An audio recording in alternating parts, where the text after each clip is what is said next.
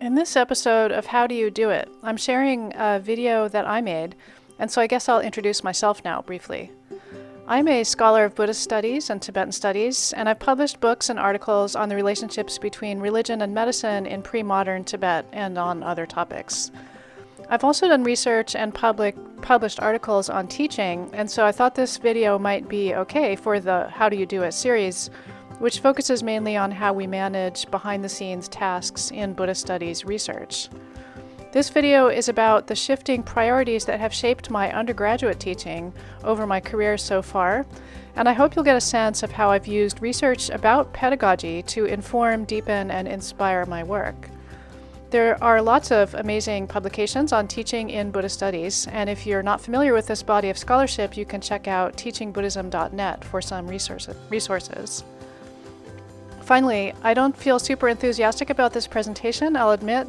For one, this is the first time I've used the new version of Prezi for creating online presentations, and I think you might agree that there's some opportunity for growth there.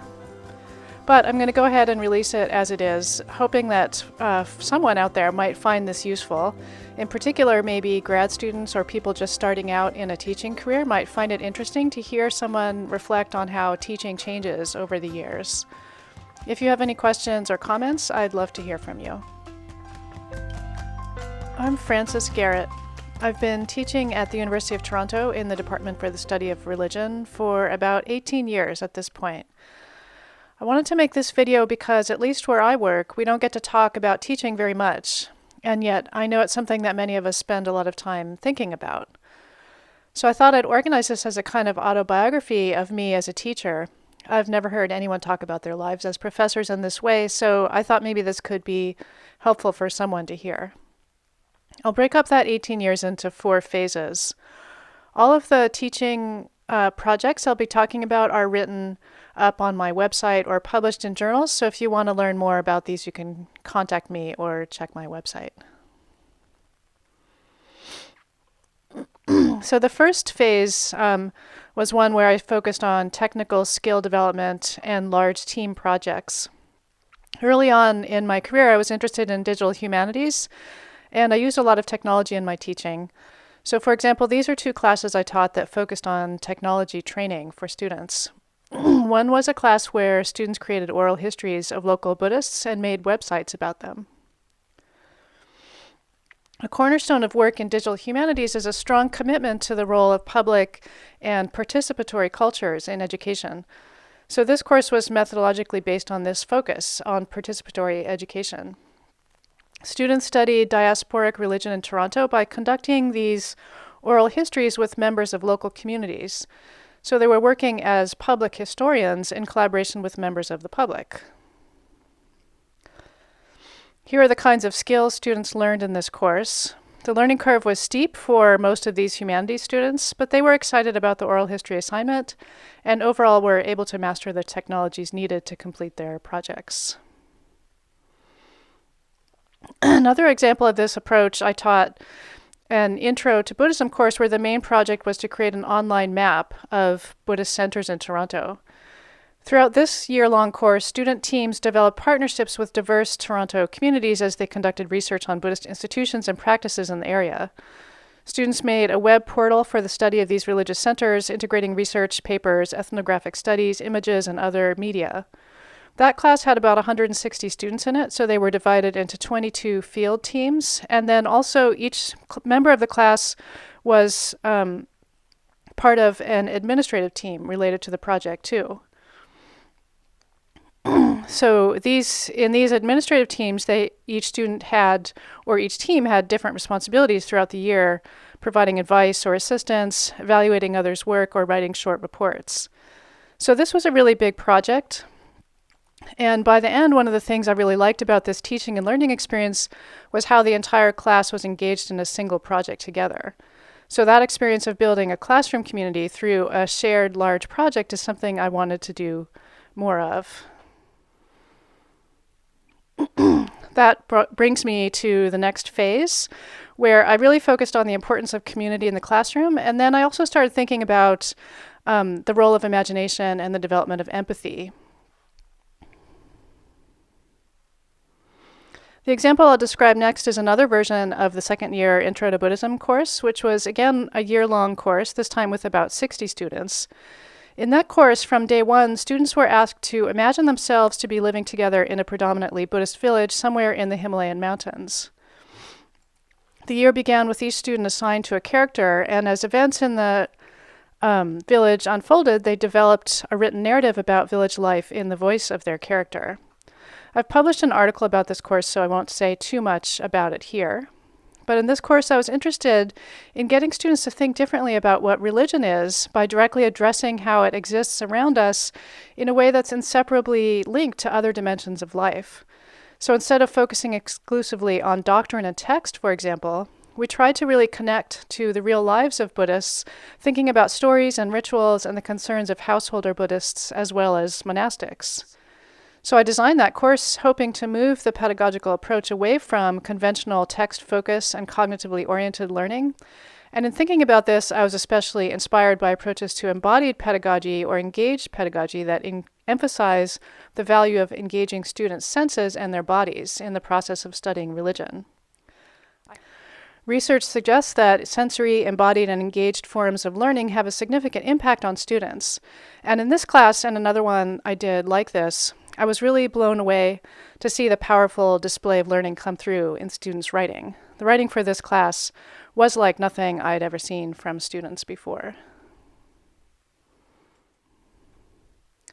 So that brings me to phase 3, where I started to think more about learning from our bodies and with all of our senses, but this time incorporating physical movement in the class and going beyond just imagination.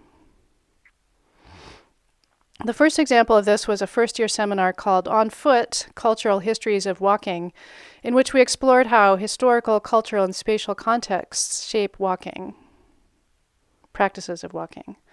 The course objectives are listed here on the right. Coursework combined required reading and writing with regular walking outside throughout the fall semester, and students were required to maintain a weekly walking journal. In addition to the requirement of maintaining a personal walking practice, as a group, we went on historical walking tours around Toronto, and they participated in workshops on Buddhist contemplative walking, labyrinth walking, Feldenkrais postural movement, and journaling. It turned out that they were overwhelmingly positive in their feedback, and what they emphasized in particular were a broad range of outcomes directly attributed to the required outdoor walking practices. So themes of empathy and compassion for others and self-understanding were repeated across class journals. Other comments suggested that the outdoor experiences helped them gain a personal sense of well-being, a tool for self-care and stress management, increased self-awareness, and enthusiasm for education. One student wrote in her journal, "I wish I could major in walking." The next type of outdoor teaching I did was an international field program that I led for a few years. The course focused on Buddhist pilgrimage, travel, the influence of rivers on Himalayan cultures, and the interplay between religious institutions and environmental sustainability movements in the region. Cultural, dietary, interpersonal, physical, emotional, and environmental challenges were encountered daily, sometimes causing a lot of stress. In some years, this trip also involved a 5 to 8 day trek to a high-altitude mountain pass, which most students found highly demanding physically and emotionally, and which involved a moderately high level of risk. The course also focused strategically on developing competencies such as leadership, mastery and autonomy, and social and environmental responsibility. I was really inspired in designing these courses by pedagogical frameworks that use reflection on embodied experience and felt connections between humans and the environment to help students develop new and maybe more ethically aware orientations to their surroundings. At the U of T, one of the largest undergraduate institutions in North America, many students spend years of education without leaving the classroom or library. While service, internships, or so-called work-integrated learning opportunities are growing slowly at the U of T, which takes some students off campus, few of these experiences, especially in the humanities, take place in a non-urban setting, and even fewer allow students to develop new physical skills, such as paddling, hiking, or climbing, that would enable them to interact differently in new ways about new landscapes. So one of my questions for these courses was how can integrating these kinds of embodied experiences into humanistic inquiry enhance or transform student learning?